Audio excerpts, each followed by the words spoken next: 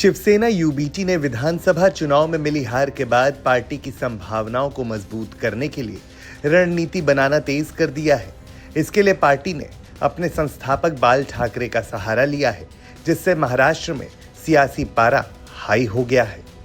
क्या है पूरा मामला? महाराष्ट्र विधानसभा चुनाव में हार के बाद शिवसेना यूबीटी ने बनाई नई रणनीति। शिवसेना यूबीटी ने लिया बाला साहेब ठाकरे का सहारा, एआई की मदद से निकाली बाला साहेब ठाकरे जैसी आवाज। एआई भाषण में बोला, भाजपा और शिंदे गुट वाली शिवसेना पर हमला। बाला साहेब ठाकरे के एआई भाषण से छिड़ा विवाद। दरअसल पार्टी ने 16 अप्रैल को आर्टिफिशियल इंटेलिजेंस का इस्तेमाल कर शिवसेना के संस्थापक बाला साहेब जैसी आवाज निकाली। भाषण में बाला साहेब ठाकरे की आवाज में भाजपा और महाराष्ट्र के उप मुख्यमंत्री एकनाथ शिंदे के नेतृत्व वाली मौजूदा शिवसेना पर जमकर हमला बोला गया। शिवसेना के इस कदम के बाद उनकी जमकर आलोचना हो रही है।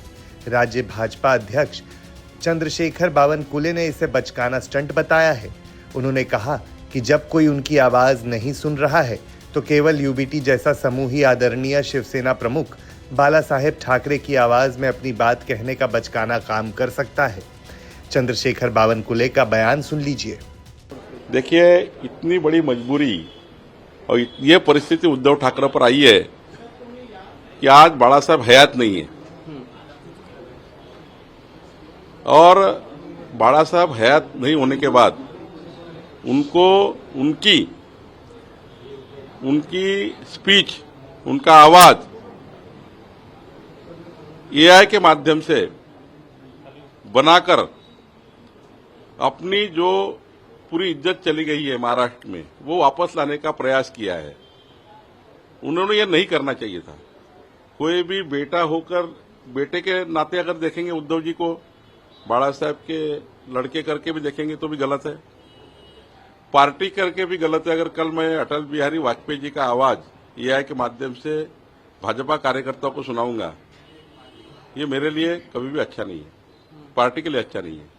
ना पार्टी के लिए वो अच्छा है एआई के माध्यम से बाला साहब की आवाज को इस प्रकार से प्रसारित करना, ना उनके पिता पुत्र के नाम से भी व्यक्तिगत रूप से देखेंगे तो भी ठीक नहीं है, ठाकरे परिवार के नाम से देखेंगे तो ठीक नहीं है। और ऐसा क्यों करना पड़ा उद्धव ठाकरे को कि उद्धव ठाकरे ने पूरी कांग्रेस पार्टी और शरद पवार जी के चक्कर में जो धूल महाराष्ट्र में उनको मिली है, पूरी पार्टी उसकी खत्म हो चुकी है। वहीं सभी आलोचनाओं पर संजय राउत ने तगड़ा पलटवार करते हुए सवाल उठाया है कि आखिर इसमें गलत क्या है। क्या कुछ कहा संजय राउत ने, सुन लीजिए।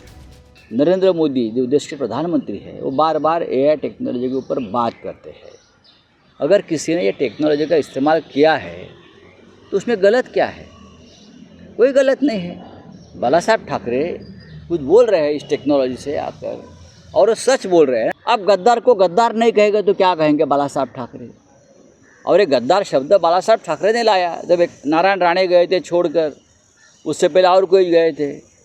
तो ये कौन से इतने बड़े गंगा में और दूध में धुए हुए लोग हैं जिनके बारे में शब्द का इस्तेमाल ना करें?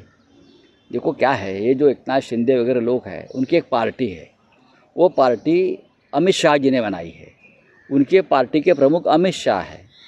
तो अगर उनको हमारे बारे में कुछ कंप्लेंट करना है तो अमित शाह के साथ पास जाकर करिए। बता दें कि ये पहली बार है जब शिवसेना संस्थापक के भाषण का इस्तेमाल उनके बेटे की पार्टी ने अपने विरोधियों पर निशाना साधने के लिए किया है। पार्टी भविष्य की रैलियों में इस रणनीति का इस्तेमाल कर सकती है, क्योंकि उद्धव ठाकरे अपने राजनीतिक जीवन के अब तक के सबसे चुनौतीपूर्ण दौर का सामना कर रहे हैं।